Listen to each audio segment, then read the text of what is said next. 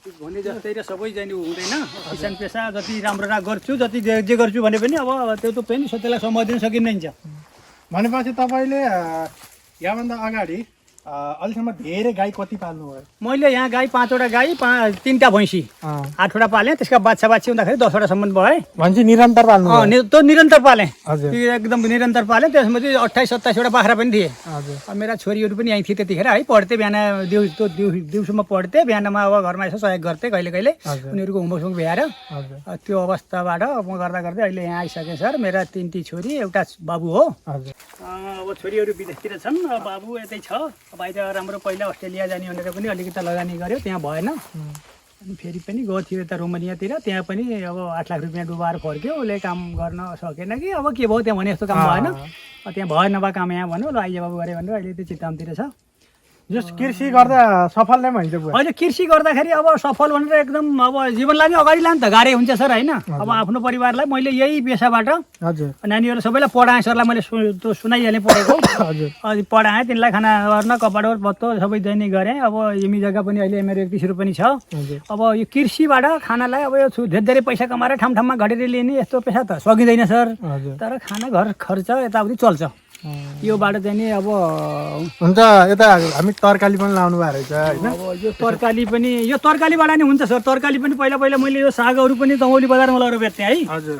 पहिला एउटा यत्रो त मुठो बनाइयो भने 10 रुपियाँ मुठा हामीतिर लिन्थे अथवा 5 रुपियाँ मुठा लिन्थे। यहाँ पनि अब 100 रुपियाँ मुठा लिएर जान सकियो भने पनि 400-500 त आइहाल्थ्यो। त्यो मल खातामा लगाएपछि त साग त रमिता राम्रो हुन्छ है? साग राम्रो हुन्छ सर। अब यही मलमा हालिएपछि पानी सानी पायो भने यो कलिलो हुन्छ। खाँदाखेरि यस्तो तरिकाले लगाउने हो भने खाँदाखेरि यो चितापन हुन्न हुन्छ कि। यो चाहिँ मिठास कलिलो भयो भने यसको स्वाद आउँछ।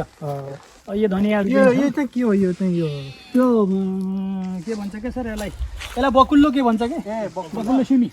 यो पनि सिमी हो, यो फल्छ। यो अब पनि यो पनि एकदम स्वाद हुन्छ। यो मुलाहरू यस्तै छ। अहिलेसम्म कृषि गरेर तपाईँले वार्षिक आम्दानी सबैभन्दा धेरै रकम कमाएको कुन समय थियो? मैले वार्षिक आम्दानी भनेको मेरो समुष्ट जोडा मैले 5-7 लाख रुपियाँ सालमा मेरो हिसाब गर्दै जाँदा बाख्रा गाई सबैबाट गर्दा र मैले जोडन पनि राख्छु। मेरो यथार्थ छ।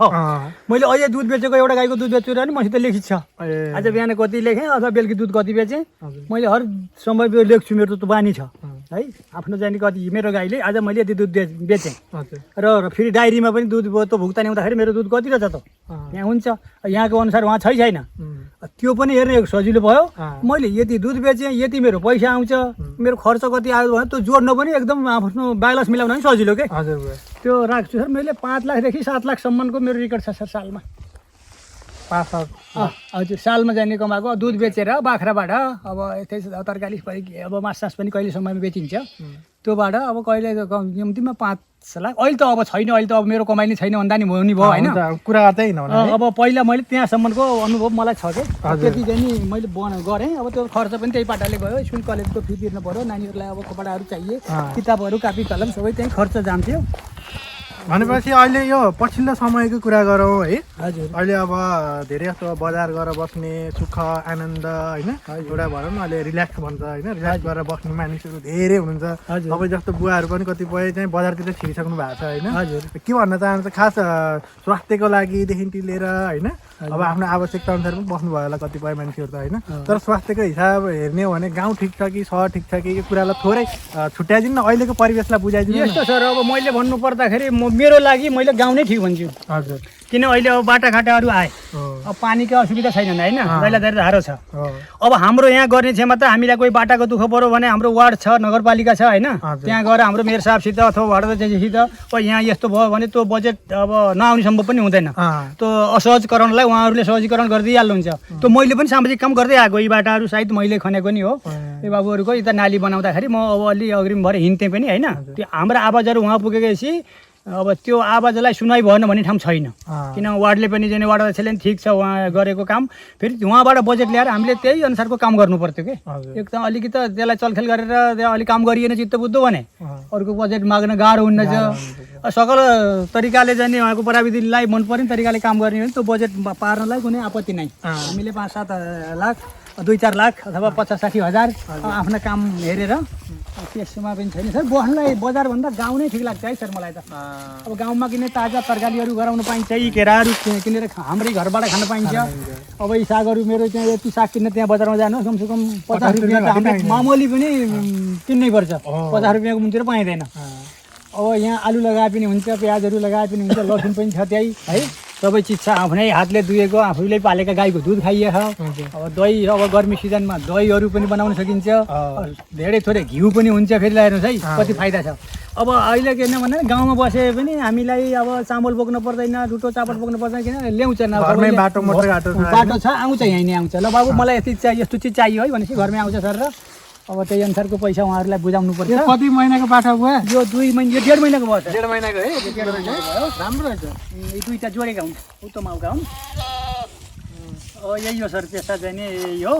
जो सन्तुष्टि हुनुभयो? होइन, म एकदम पेसाबाट यो म केही पनि असन्तुष्टि छैन, एकदम सन्तुष्ट भावनाले मैले अब सुखै तरिकाले त्यो मै नै रमाएर मैले आफ्नै जाने उसमै राखेरै म खुसी साथ पालेको छु सर मैले। त्यस्तो केही पनि छैन, त्यस्तो अब दुःखै लाग्दो कुराहरू केही छैन।